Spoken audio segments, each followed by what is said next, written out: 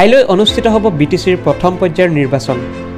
বৰ্তমান তামুলপুৰ মহকুমাৰ অন্তৰ্গত 5টা পৰিষদীয় সমষ্টিত ভোটগ্ৰহণ পৰ্ব সুচাৰুৰূপে সম্পন্ন কৰাৰ বাবে তামুলপুৰ মহকুমা প্ৰশাসন সম্পূৰ্ণ সাজু হৈ উঠিছে।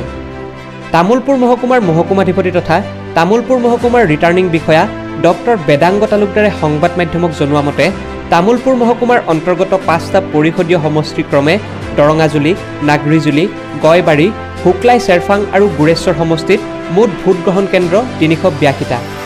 এই ভোটগ্ৰহণ কেন্দ্ৰসমূহত সম্পূৰ্ণ কোভিড প্ৰট'কল মানি ভোটগ্ৰহণৰ ব্যৱস্থা কৰা হৈছে।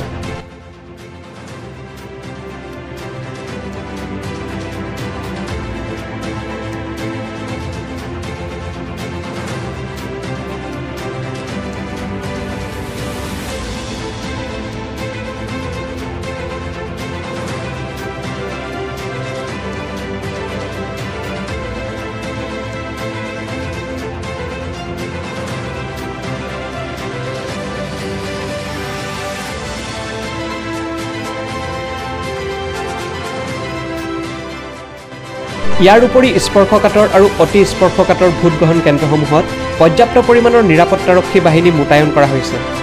ইতিমধ্যে তামুলপুৰ উচ্চতৰ মাধ্যমিক বিদ্যালয়ৰ পৰা ভোটগ্ৰহণ কাৰ্যত নিয়োজিত বিষয়াসকলে যাৱতীয় নথিপত্ৰ আৰু বয়বস্তু লৈ নিজৰ নিজৰ ভোটগ্ৰহণ কেন্দ্ৰলৈ ৰাওনা হোৱাৰ প্ৰস্তুতি চলাইছে।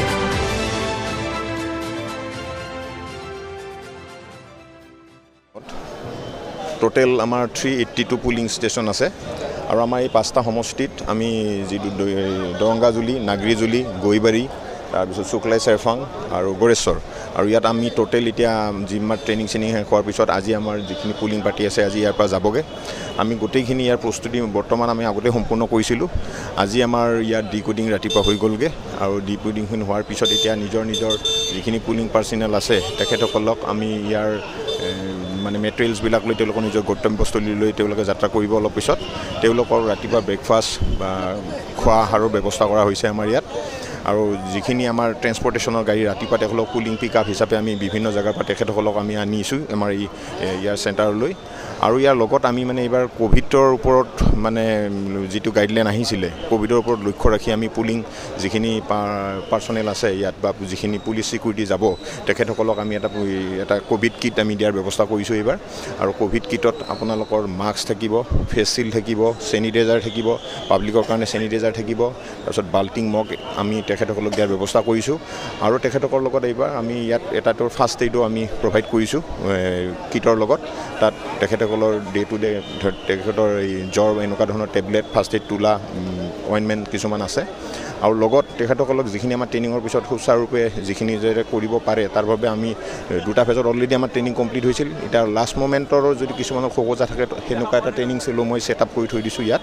গতিকে তাত কিছুমান নিজৰ যদি খোকোজা থাকে লাষ্ট মোমেণ্টত তেখেতসকলে ইয়াতো সেই গোটেই বস্তুখিনি সূক্ষ্মভাৱে চাই মেলি তেওঁলোকে ক্লিয়াৰ হৈ যাব পাৰিছে।